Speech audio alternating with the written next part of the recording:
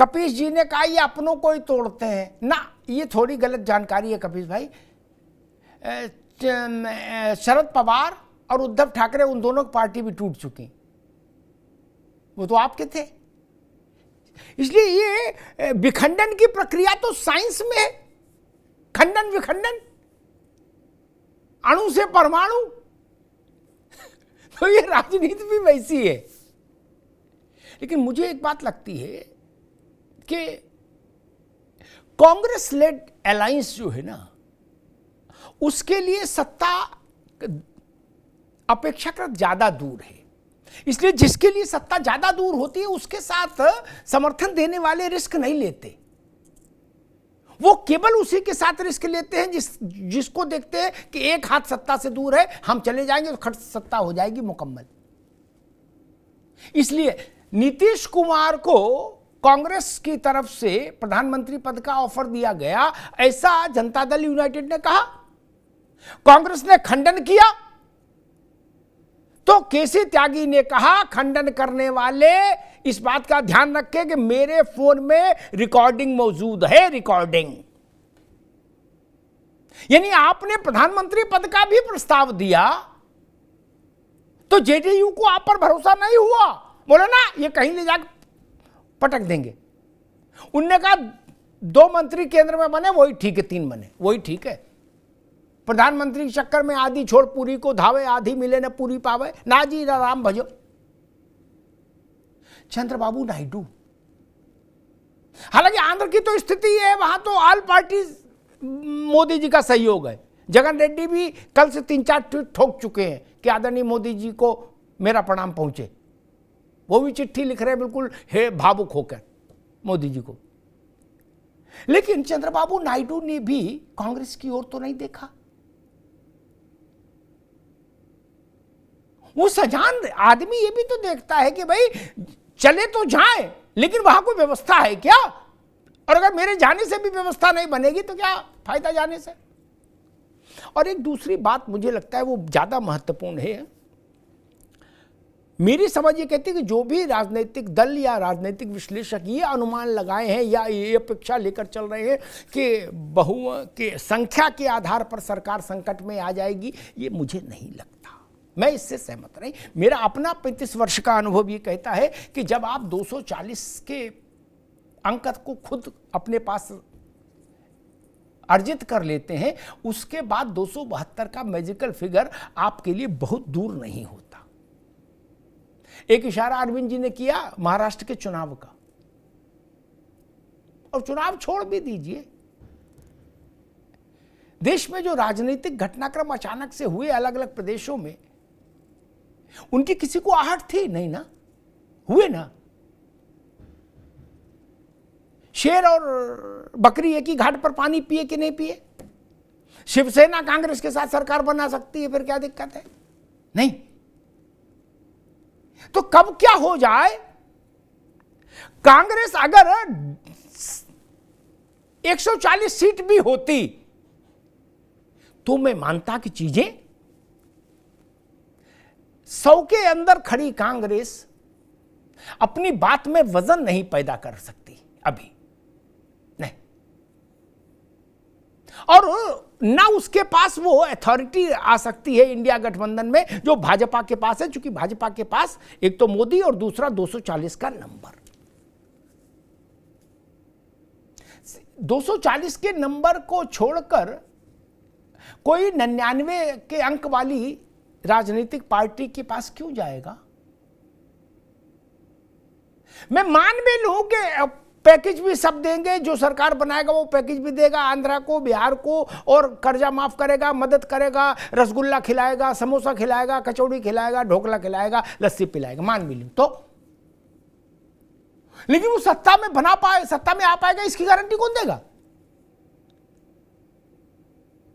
अन्यथा क्या आप लोग सोचते हैं कि कांग्रेस सरकार बनाने में सक्षम थी और फिर भी चंद्रबाबू और नीतीश नहीं आए? नहीं, उन लोगों ने ये देखा कि कांग्रेस हमारे जाने के बाद भी सरकार बनाने की स्थिति में नहीं आएगी, और रायता इतना बिखर जाएगा वहां कि आफत हो जाएगी। और जो मैंने आरंभ में एक बात कही, मानव मनोविज्ञान, अरविंद जी, हमारी कुर्सी 7 नेताओं के बाद लगे और हमारी कुर्सी दूसरे नंबर पर लगे, कौन सी अच्छी है? 7 नेताओं के पीछे क्यों बैठूंगा जब दूसरे पर बैठने की जगह मिल रही है? बताइए, है ना? इतनी अकल तो सबको होती है, तो चंद्रबाबू और नीतीश जी को हुई तो कौन सी बड़ी बात आ गई? और मुझे लगता है कि वाजपेयी जी की सरकार से सरकार की तुलना नहीं होनी चाहिए। जो लोग ये कह रहे हैं कि गठबंधन, वो गठबंधन दूसरा था, ये दूसरा है। वो 182 थे भाजपा के पास सिर्फ, उसको 90 लोकसभा सदस्यों को साध कर रखना था, बांध कर सहेज कर रखना था। आज की भाजपा सशक्त है, बड़ी है और 10 साल शासन करके आई है। और जो बात कपिश जी ने जो डर बताया, वो डर ठीक है, उन्होंने डर बताया, लेकिन मैं कहता हूं कि वो वास्तविकता है आज की भारत की राजनीति की। कब कौन कहां भाजपा के साथ आके जुड़ जाएगा, ये तो भाजपा भी नहीं जानती।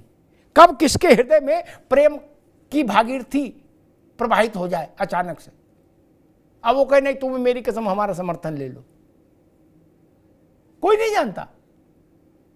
इसलिए अंकों के खेल में मोदी सरकार को संकट हो, मुझे नहीं लगता। और ये बात नीतीश जी भी अच्छी तरीके से जानते हैं और चंद्रबाबू भी जानते हैं। और एक आखिरी बात कह के बात समाप्त करूंगा। आलोक जी, रोहित जी, कपिश जी, अरविंद जी, बड़ी महत्वपूर्ण बात है ये, खासतौर पर चंद्रबाबू और नीतीश के संदर्भ में। यूपीए पार्ट 2 चल रहा था, मुलायम सिंह जी ने एक वक्तव्य जारी किया कि सारी समस्याओं की जड़ कांग्रेस है। मैं मुलायम सिंह जी से मिला, मैंने कहा भाई जब सारी समस्याओं की जड़ कांग्रेस है तो आप तो कांग्रेस से समर्थन वापस ले लो। तो उन्होंने कहा कि अग्निहोत्री जी, हमारे समर्थन वापस लेने से सरकार तो गिरेगी नहीं, वो बचा लेंगे, लेकिन हमारे लिए और मुश्किल पैदा कर देंगे। क्या? बोले सरकार के 1000 हाथ होते हैं। मुलायम सिंह जी ने मुझसे कहा, बोले सरकार के 1000 हाथ होते हैं तो आप क्या चाहते हो कि बुढ़ापे में है मैं समस्या में पढ़ू? बोले मैं तो समर्थन तब वापस लूं जब मेरे गिराए गिर रही हो। मैं सरकार से समर्थन वापस ले लूं और सरकार बनी रहे तो बोले उसके बाद मेरा क्या होगा? इस मूल मंत्र को गांठ बांध लीजिए भैया कपिश जी।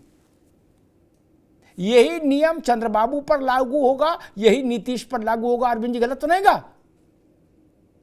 जब आपके गिराए सरकार नहीं गिरती तो आप समर्थन वापस नहीं लेने की गलती नहीं करते हैं, ये ध्यान रखिएगा। एक छोटा सा ब्रेक विज्ञापन के लिए, फिर लौट रहे हैं। Where the software engineer meets the cool UI UX designer meets the gifted content writer to create the big dream. The world comes together at Sharda University. So where are you?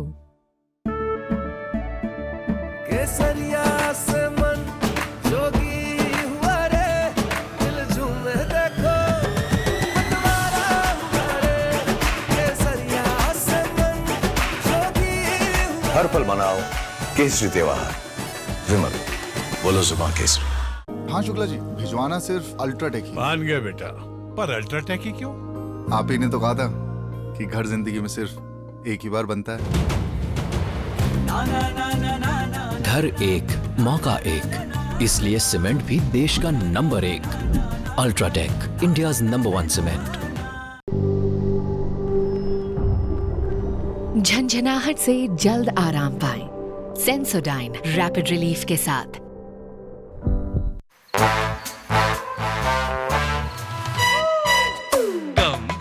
Come, my love, please don't say no, baby. Come, my love. V-Guard के air coolers extra large cooling pads के साथ जो अच्छों को ठंडा करे। V-Guard air coolers, long lasting cooling. Where the software engineer meets the gifted content writer, meets the cool UI UX designer, meets the talented photographer to create the big dream. The world comes together at Sharda University. So where are you? लोकतंत्र का सौष्ठव देखिए, उसका सौंदर्य देखिए। अपने जिन core issues को भाजपा सरकार गठन से पहले चुनाव के दौरान उठा रही थी, तो उस पर इंडिया गठबंधन नाक बहुत सिकोड़ता था कि एनआरसी की बात क्यों करते हैं, मुस्लिम आरक्षण की बात क्यों करते हैं, समान नागरिक संहिता की बात क्यों हो रही है। लेकिन आज देखिए, जब सरकार बन गई नरेंद्र मोदी के नेतृत्व में, तो वही विपक्षी दल ये पूछने लगे कि ये एनआरसी लागू कब करोगे। गनीमत ये है कि ये नहीं पूछ रहे कि मथुरा में मंदिर निर्माण कब शुरू करोगे। मुझे लग रहा है कि 2, 4, 6, 8 महीने सरकार को हो जाएंगे तो विपक्ष के लोग शायद ये भी पूछना शुरू कर दें। ये लोकतंत्र का आनंद है। ये वैसी स्थिति है जैसे 40 साल तक भाजपा से पूछते रहे विपक्षी दल कि रामलला हम आएंगे, तारीख नहीं बताएंगे, तारीख बताओ। और जब मंदिर बन गया तो जो लोग तारीख पूछ रहे थे भाजपा से, वो मंदिर में विराजित रामलला के विग्रह का दर्शन करने नहीं गए, अयोध्या नहीं गए। लेकिन जब तक मंदिर बना नहीं था तब तक वो रोज पूछते थे भारतीय जनता पार्टी वालों से कि तारीख बताओ, कब बनाओगे मंदिर। वैसी स्थिति फिर दिख रही है। धन्यवाद। वी-गार्ड प्रेजेंट्स अब उत्तर चाहिए, co powered by Sensodyne and Vimal. बोलो जुबां केसरी। Sharda university, the world comes together at Sharda. Admissions now open.